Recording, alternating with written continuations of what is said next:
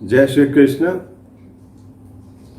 मैं SM कथूरिया आप सबका वैदिक प्रेडिक्ट में स्वागत करता हूं। आज का जो विषय है वो है मेष राशि का सितंबर महीने 2021 का राशिफल।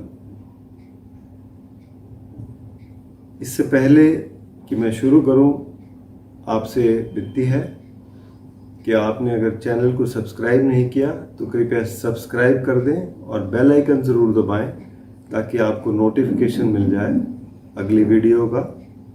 और अगर आपको पसंद आए तो मित्रों में ज़रूर शेयर करिए। धन्यवाद। तो चलिए मेष राशि सितंबर महीने का शुरू करते हैं। तो ये पहली तारीख को जो ग्रहों की स्थिति है उसका मैं चार्ट दिखा रहा हूँ आपको,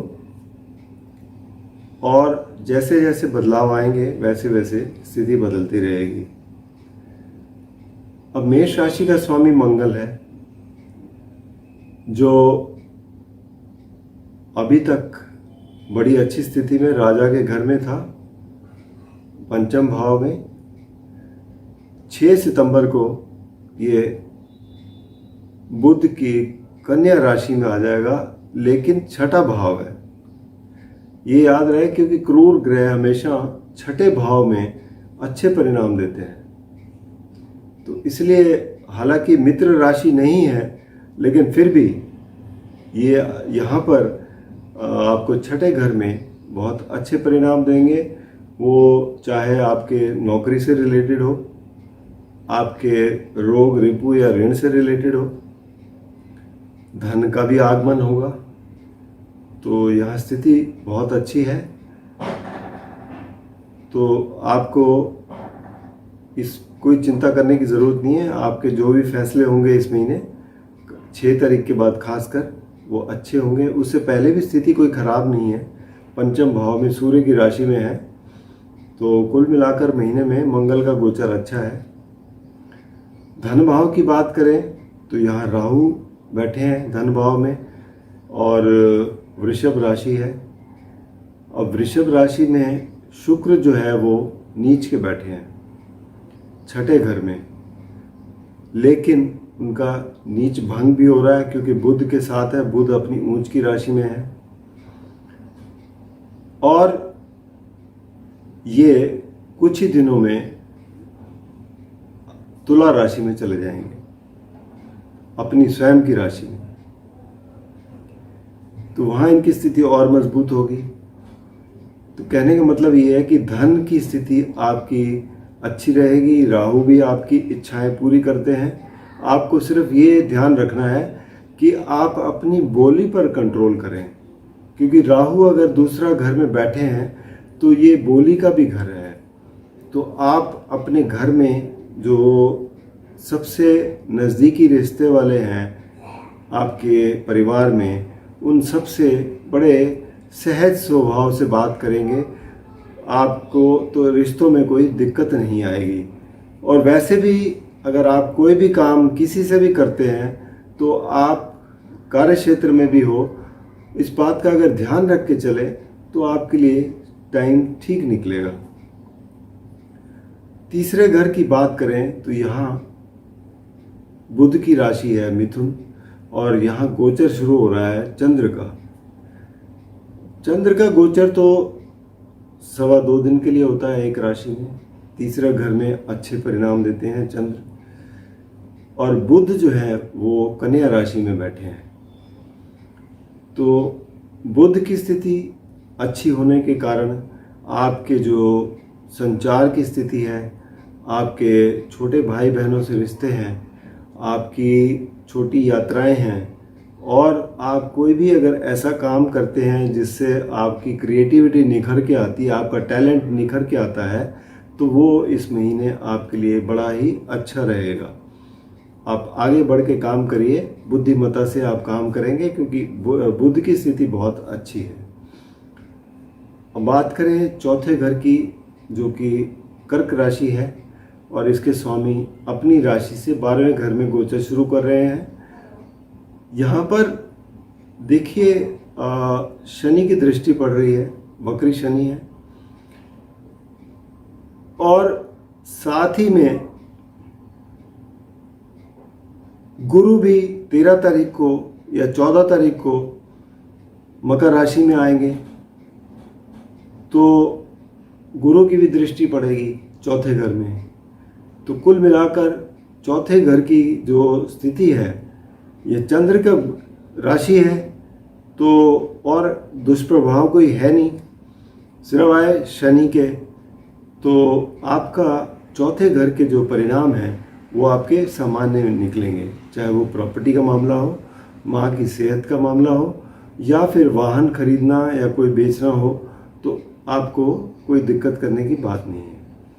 पंचम भाव सूर्य की राशि है, सिंह राशि, और सूर्य यहीं पर विराजमान है। 17 तारीख को ये छठे घर में जाएंगे।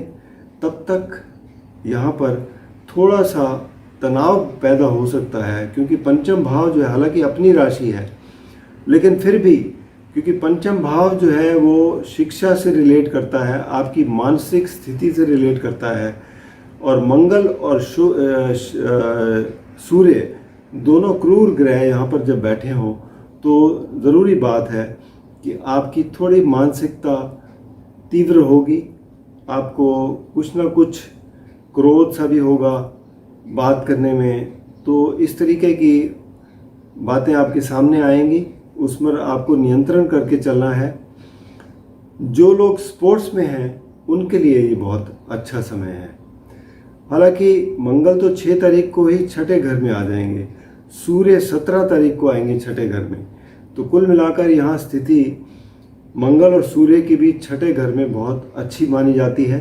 दोनों क्रूर ग्रह हैं, और क्रूर ग्रह जो है उपाच्य स्थान है छठा जो है, और यहाँ पर ये अच्छे परिणाम देते हैं। छठा घर का मैंने विस्तार से बोला है कि यहाँ पर स्वामी जो है कन्या राशि है, स्वामी है बुध अपनी ही राशि में बैठे हैं, लेकिन ये यहाँ पर 22 तारीख तक है। उसके बाद ये सप्तम भाव में चले जाएंगे, शुक्र भी सप्तम भाव में जा चुके होंगे। तो यहाँ पर जो है सप्तम भाव में एक बहुत ही अच्छा योग बन रहा है दोनों का, क्योंकि दोनों ही सौम्य ग्रह हैं, और सप्तम भाव में जो रिश्तों का होता है यहाँ पर ये बहुत अच्छे परिणाम देंगे। आपके चाहे पति पत्नी के रिश्ते हो, आपकी पार्टनरशिप्स के संबंध में कोई भी कार्य हो, तो यहाँ पर ये आपको बहुत ही अच्छे परिणाम देंगे। कुल मिलाकर यहाँ स्थिति बहुत अच्छी बनी हुई है। अष्टम भाव का देखें तो यहाँ पर मंगल स्वामी है, और मंगल छठे घर में बैठे हैं, तो एक किस्म से विपरीत राजयोग भी बन रहा है। तो कोई चिंता करने की बात नहीं है, आपके लिए सामान्य स्थिति रहेगी। नवम भाव की बात करें तो गुरु स्वामी है। गुरु पहले तो 13-14 तारीख तक तो एकादश भाव में है, वक्री हैं, और वक्री स्थिति में ही ये 14 तारीख को ये आ जाएंगे आपके कन्या राशि में। अब कन्या राशि में शनि भी बैठे हैं, तो एक किस्म से नीच भंग भी हो जाता है। तो स्थिति यहाँ के लिए आपके लिए अच्छी है। भाग्य स्थान के हिसाब से आपका भाग्य अच्छा काम करेगा, आपको सहायता मिलेगी, आपके कार्य निकलते रहेंगे, कोई चिंता करने की बात नहीं है। अब कार्य क्षेत्र की बात करें तो यहाँ शनि की राशि है मकर, और शनि जो है कार्य क्षेत्र के भी स्वामी हैं, लाभ स्थान के भी स्वामी हैं, और वक्री चल रहे हैं। तो वक्री का मतलब जैसे होता है कि आपको परिणाम तो आपको अच्छे मिलेंगे, लेकिन क्या होता है कि कुछ आपको पीछे मुड़ के देखना होता है कि आपने जो जो काम किए हैं उनमें अगर कोई गलतियां की हैं, या कोई उस काम करने की शैली को बदलने की ज़रूरत है, या जो काम हमने जो पहले किए हैं क्या ठीक नहीं हुए, उसमें सुधार करने की ज़रूरत है। इस तरीके के आपको परिणाम सामने लाएंगे ये शनिदेव। तो आप अपना सुधार लाइए, काम के फोकस बढ़ाइए, ताकि आपकी जो स्थिति है वो मजबूत हो।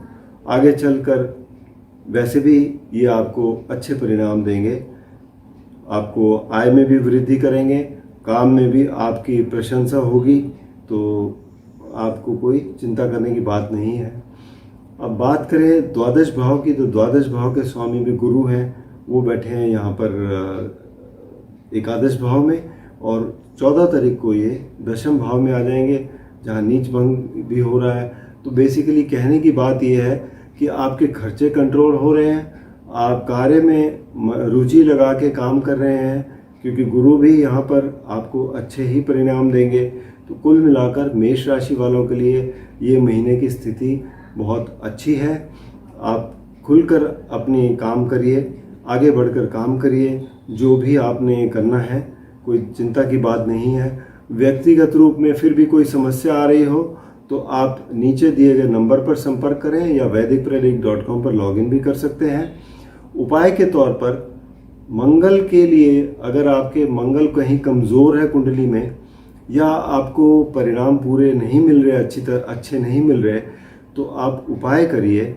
मंगल के लिए हर मंगलवार को हनुमान मंदिर ज़रूर चाहिए, और भगवान राम का नाम लेने के बाद हनुमान चालीसा ज़रूर पढ़िए, और घर में बैठकर सुंदरकांड का भी पाठ कर सकते हैं।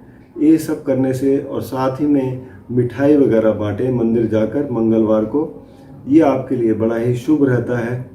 लाल मसूर की दाल को दान करना ज़रूरतमंद लोगों को, ये भी आपके लिए बड़ा लाभकारी रहता है। तो इस तरीके के आप छोटे छोटे उपाय करेंगे। इन छोटे उपाय से जो लगातार करते रहते हैं, अवश्य फ़ायदा मिलता है। आपकी आध्यात्मिक शक्ति बढ़ती है, आपके जो कार्य नहीं बन रहे होते, आप उसको सोच समझकर आगे बढ़ते हैं और उसको अच्छी तरह कर पाते हैं। तो इसलिए ये उपाय किए जाते हैं। धन्यवाद।